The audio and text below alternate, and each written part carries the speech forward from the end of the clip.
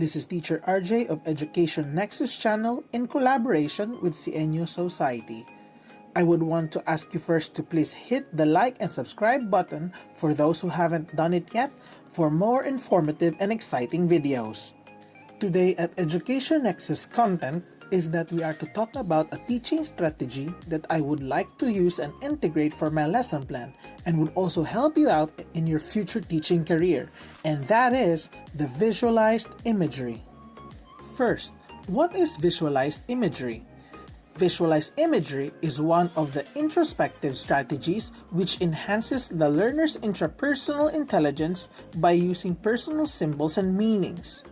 To mention that this strategy employs 4 steps, such as relaxing the senses, listening to the material, creating imagery, and talking back.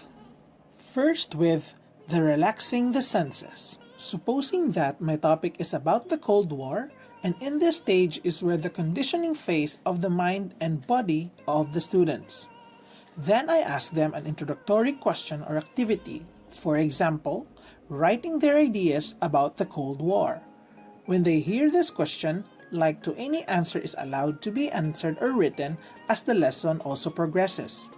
Given that a set of guide question is given, that they would be guided on crucial and important points that could sooner or later help them for the upcoming task or tests. Second is the listening to the material. This becomes interesting, for there is an integration of music for students to ponder and relate the topic following a set of guide questions. For example, is that a song titled Wings of Change by the Scorpions?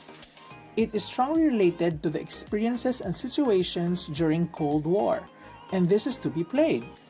And while that happens, they will close their eyes taking notes of the question to ponder, which after the song being played is that they proceed to the next step, which is creating imagery.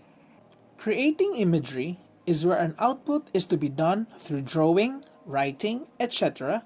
And for my example for this is that I group them into 5 sectors or groups that they are to share what they have pondered and thought while the song was played, and thus creating or drawing a symbol which summarizes the group's idea, which will be reported in the later part, which is called the talking back.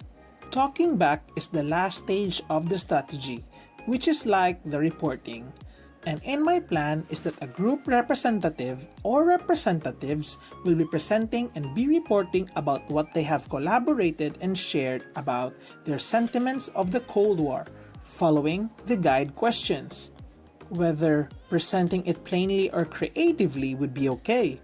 But teacher, please do take note of the time allotment and constraints in class, for this will affect the other factors that you have.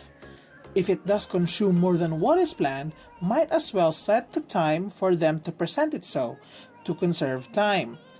Going back is that on the aforementioned will be graded accordingly with the provided criteria. And never forget, teacher, that the criteria is to be shown to them before the said activity. And that's it for the teaching strategy of integrating Cold War to visualize imagery. Giving you some tips that the rest of the activities, such as the introductory assessment or evaluation and the assignment, even with the activities integrated of the teaching strategy, must basically follow the CAP, or the cognitive, affective, and the psychomotor factors, so that it would be SMART, such as specific, measurable, achievable, relevant, and timely. Education is not just basically on learning basic knowledge, but it is also a ground for the mind to think and visualize. That's all for now, fellow educator, hoping that you also learned from me today, as well as stay tuned in this channel for more interesting contents, and see you on the next episode of Education Nexus.